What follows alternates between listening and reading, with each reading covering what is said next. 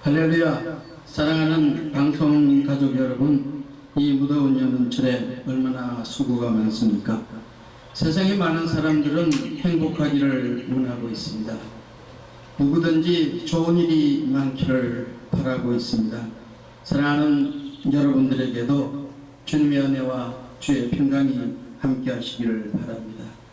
저는 오늘 이 산상수훈 5번째 말씀을 드리려고 합니다. 마태복음 5장 3절에 보니까 심령이 가난한 자는 복이 있나니 천국이 그들의 것이며 라는 말씀이 있습니다. 이 말씀을 원어 그대로 번역을 하면 다음과 같습니다. 그 영으로 가난한 자들은 복이 있다. 왜냐하면 그 하늘의 왕국이 그들의 것이기 때문이다. 이렇게 번역할 수 있습니다. 오늘은 특별히 성경에 나오고 있는 복에 대해서, 복 있는 자, 여기에 대해서 말씀을 드리려고 합니다. 한국에는 오래전부터 오복 사상이 있었습니다. 오복을 이야기할 적에 어떻게 이야기합니까? 첫째는 건강하고 오래 사는 것을 복으로 말하고 있습니다. 두 번째는 자식이 많은 것을 복으로 말하고 있습니다. 또 재물이 많은 것을 복으로 말합니다. 또한 그 마음에 평강이 있는 것을 복으로 말합니다. 마지막으로는 고종명이라고 그래서 죽을 때 잘 죽어야 된다. 그것을 죽음의 복을 타고났다고 그렇게 말합니다. 이것은 유교적인 사상에서 온 것이라고 생각합니다. 세상적이죠. 그러나 창세기에서부터 시작해서 구약에 나오고 있는 모든 복을 히브리어에서는 바라크라고 하는 말을 쓰고 있는데, 이 바라크라고 하는 말은 무릎을 꿇다, 유교나 세상에서 말하는 복과는 개념 자체가 다릅니다. 무릎을 꿇다. 누구에게 무릎을 꿇는 자가 복이 있느냐 하면 하나님께 무릎을 꿇는 자가 복이 있다. 그렇게 말씀하고 있습니다. 이 무릎을 꿇다는 말을 좀 더 우리가 깊이 생각해 보면은, 무릎을 꿇는다는 말은 다른 표현을 하면은 하나님께 항복한다. 자기의 모든 욕망을 다 버리고 오직 하나님께 순종한다. 더 나아가서 몸을 바치는 경우를 순복이라고 그렇게 말합니다. 많은 믿음의 선진들은 이 순복의 도를 넘어서 순명의 길을 갔습니다. 순교자의 재물이 되었다는 말씀입니다. 자신의 생명을 자기 것으로 생각하지 않고 오직 하나님의 나라를 위해서 바쳤다는 말씀입니다. 이것이 무릎을 꿇는다는 그 말에서부터 시작된다는 것입니다. 그래서 구약 성경에 나오고 있는 모든 복은 이 무릎을 꿇는 데서부터 하나님께서 주시는 것이다. 왜 무릎을 꿇게 하시겠습니까? 강요하기 위해서 아닙니다. 하나님의 영광을 드러내기 위해서, 하나님이 살아계시고 그를 온전히 섬기는 자에게 하나님께서 놀랍게 축복해 주시기 위함이라고 성경은 우리에게 가르쳐주고 있습니다. 특별히 신명기 28장 1절에서부터 14절까지 보면은 너희가 내 말을 듣고 내 말에 순종하면은 세계 모든 민족 위에 뛰어나고 들어가도 복을 받고 나가도 복을 받고 떡반죽 그릇이나 토지 소산이나 이 밭의 농사 문제라든지 건강의 문제든지 다 하나님께서 책임지고 축복해 주신다. 그렇게 말씀하고 있습니다. 그러나 15절부터 마지막 절인 68절까지 거기 보면은 너희가 내 말을 듣고도 순종하지 아니하면은, 그 다음에는 이 복이라는 것이 화로 바뀌어집니다. 들어가도 화, 나가도 화, 들판에 가도 화, 집에 있어도 화, 무슨 기업을 하든지 무엇을 하든지 하나님의 저주가 따라다닌다고 말씀하고 있습니다. 이 말씀의 기초해서인지 예수 그리스도는 너희가 내 말을 듣고 준행을 하면은 반석 위에 집을 지은 자와 같고 너희가 내 말을 듣고도 준행하지 아니하면은 모래 위에 집은 지을 자와 같다. 그렇게 말씀하고 있습니다.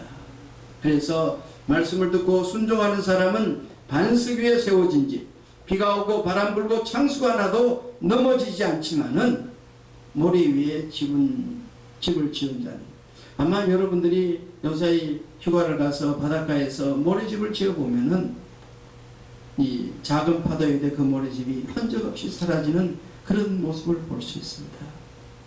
세상에 많은 사람들이 바닷가에서 어린 애들이 이 모래집을 짓는 것 같은 인생을 살아가는 그런 경우가 많이 있습니다. 그래서 마지막에는 다 말하기를 허무하다. 인생이라는 게 이렇게 허무할 수가 있나?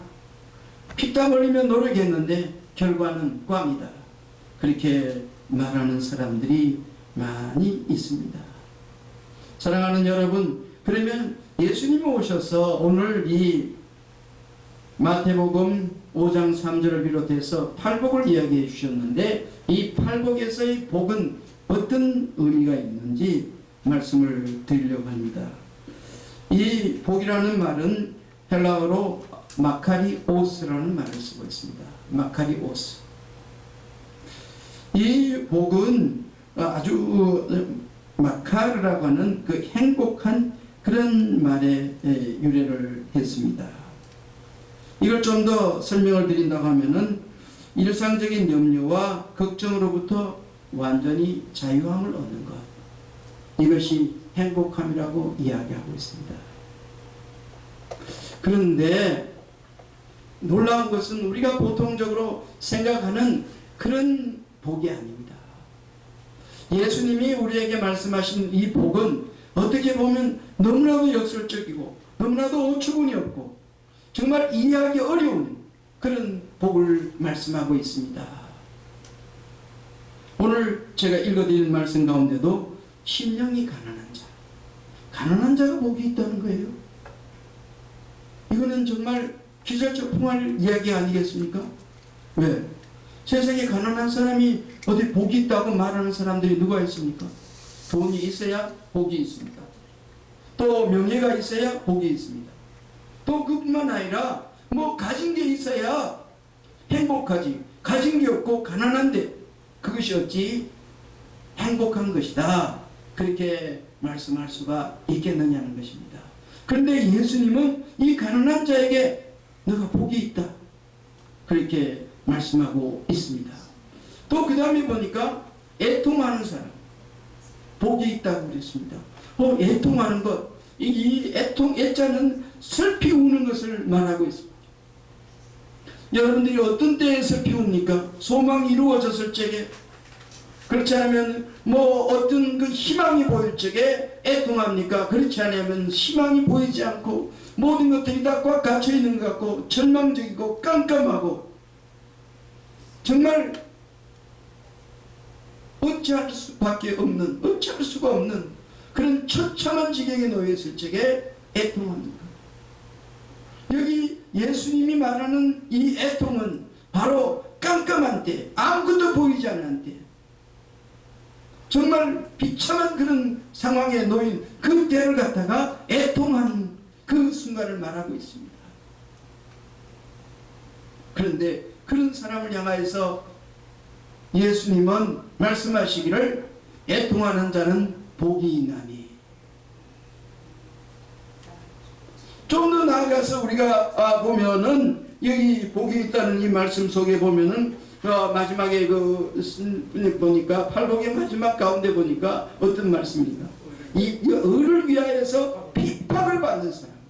여러분 핍박 받아보신 적 있습니까? 감옥에 가본 적이 있습니까? 채찍을 맞아본 적이 있습니까? 순교자의 길을 간 사람들이 순교 전기를 읽어보면은 정말 처참합니다. 어떤 사람은 쇠목 박힌 그 길을 걸어가야만 했고, 어떤 사람들은 가시시 멸관을 써야만 했고, 어떤 사람들은 사자의 갑이 되었습니다. 처참하게 죽어가야만 했습니다. 제가 러시아에 있으면서 많은 북에서 온 사람들을 만났습니다. 그게 북에서 온 사람들을 만나서 조금 사귀면서 이야기를 나눠보면 북한에는 지하교회가 있다고 합니다.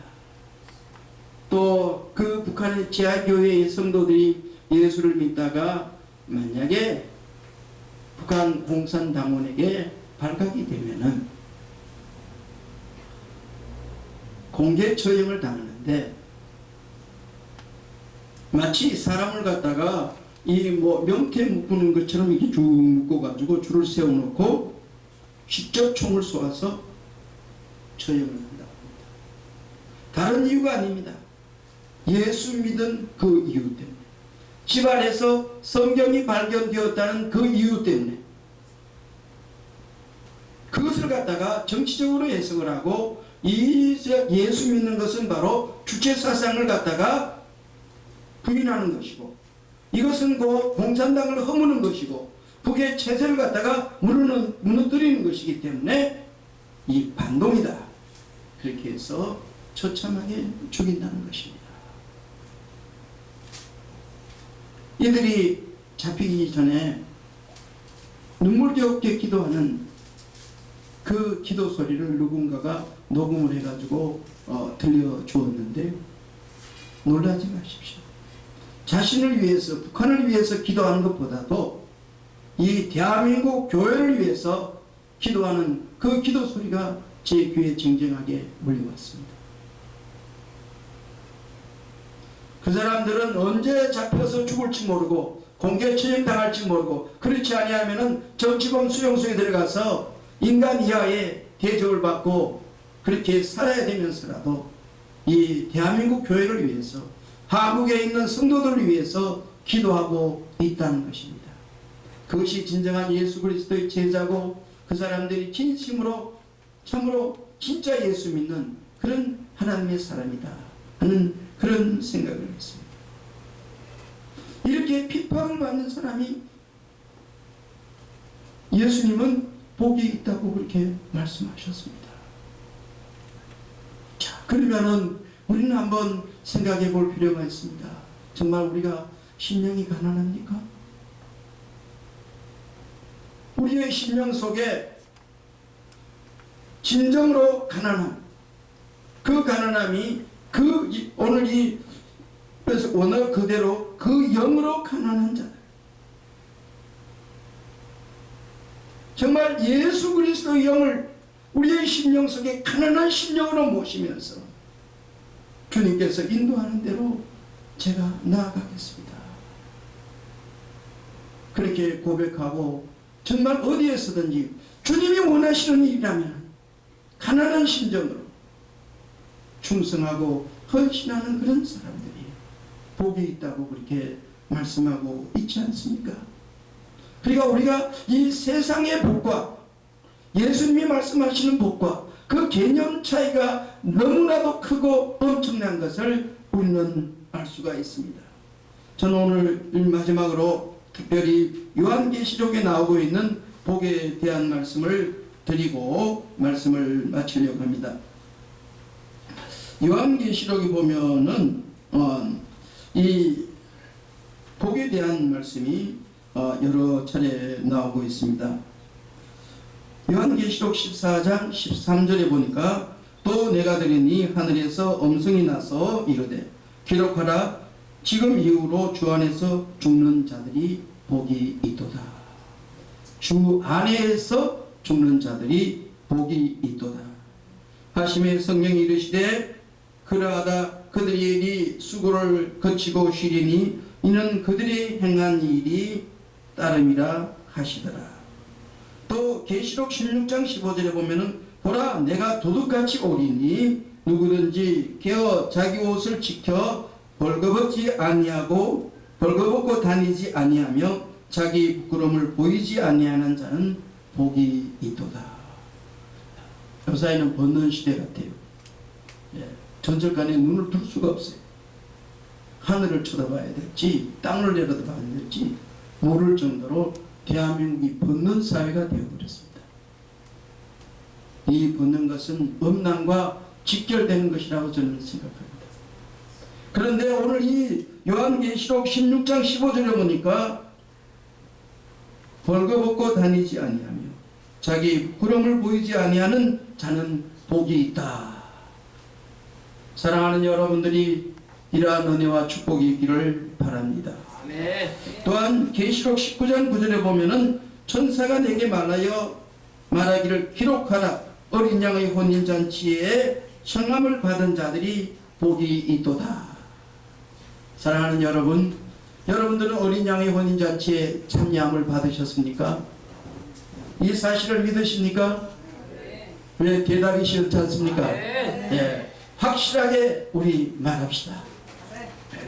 어린 양의 혼인잔치에 청함을 받았습니까? 사랑하는 여러분들은 정말로 복이 있는 사람들입니다. 어린 양의 혼인잔치에 참여함을 받았기 때문에 이것은 너무나도 엄청난 하나님의 은혜고 하나님의 축복입니다.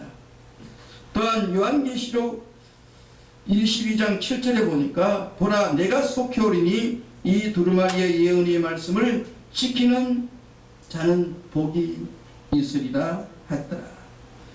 이 예언의 말씀은 바로 하나님의 말씀을 의미합니다.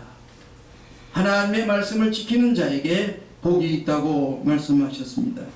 계시록 22장 14절을 보니까 자기 두루마리를 빠는 자들은 복이 있으니 이는 그들이 생명나무에 나아가며 문들을 통하여 성에 들어갈 권세를 얻으려 함이라.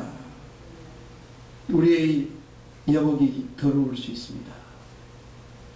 우리의 행실이 더러울 수가 있습니다. 이 더러워진 행실은 어린 양 예수 그리스도의 피로만이 깨끗하게 씻을 수 있는 줄로 믿습니다. 마지막으로 요한계시록 1장 3절에 보니까 이 예언의 말씀을 읽는 자와 듣는 자와 그 가운데 기록한 것을 지키는 자들이 복이 있나니 때가 가까우니라. 사랑하는 여러분, 세상 돌아가는 것 보십시오. 한국교회에서 일어나는 일들 보십시오. 전 세계가 돌아가는 일들을 눈을 뜨고 한번 제대로 보십시오. 성경을 읽어보십시오. 주님 오실 때가 가까이 왔습니다. 많은 사람들이 이야기하기를 주님 오시기 몇 초 전이다. 그렇게 말하고 있습니다. 주님 오실 때가 가까워 왔습니다. 이러한 때에 우리가 할 수 있는 것, 정말로 복이 있는 것은 이 예언의 말씀을 듣는 것과 또 그 가운데 기록한 것을 지키는, 또한 하나님의 말씀을 읽는 그런 하나님의 축복이 사랑하는 여러분들이 있기를 주의 이름으로 축원합니다. 감사합니다.